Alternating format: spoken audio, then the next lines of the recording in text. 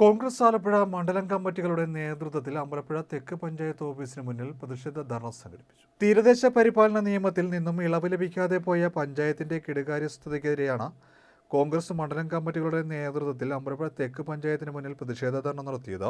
DCC general secretary S. Subahu ധർണ ഉദ്ഘാടനം ചെയ്തു. Congress town മണ്ഡലം പ്രസിഡന്റ് V. ദിൽജിത്ത് അധ്യക്ഷത വഹിച്ചു. Block president T. A. Hamid, AR Kannan, M. Somanpillai, R. Sreekumar, J. Kunjumon എന്നിവർ പ്രസംഗിച്ചു. നമ്മുടെ രാജ്യത്ത് തീരപരിപാലന നിയമം നടപ്പിലാക്കത്തുള്ളൂ 1991.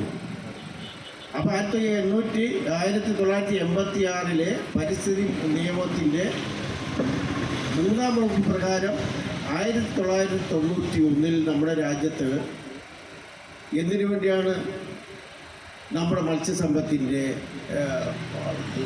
മത്സ്യസമ്പത്തിൻ്റെ സംരക്ഷണം, തീരഭൂമിയുടെ സംരക്ഷണം, ശോഷണം തടയൽ, ആ കണ്ടൽ വനങ്ങളുടെ സംരക്ഷണം, കായലോരങ്ങളുടെ സംരക്ഷണം, കായലിൻ്റെ പാരിസ്ഥിതിക പ്രശ്നങ്ങൾ പരിഹരിക്കപ്പെടുക, അങ്ങനെ പ്രകൃതിയുമായി ബന്ധപ്പെട്ട് കടലും കായലുമായി ബന്ധപ്പെട്ട് ജീവിക്കുന്ന മത്സ്യത്തൊഴിലാളികളുടെയും അനുബന്ധ തൊഴിലാളികളുടെയും അത്തരത്തിലുള്ള ജീവിച്ചു വരുന്ന മുഴുവൻ ജനങ്ങളുടെ ആവാസ വ്യവസ്ഥിതിയെ സംരക്ഷിക്കുക എന്നുള്ളതായിരുന്നു നമ്മുടെ 1991 നമ്മുടെ മൂല നിയമത്തിൻ്റെ മുഖ്യമായ ലക്ഷ്യം എന്നുള്ളത്.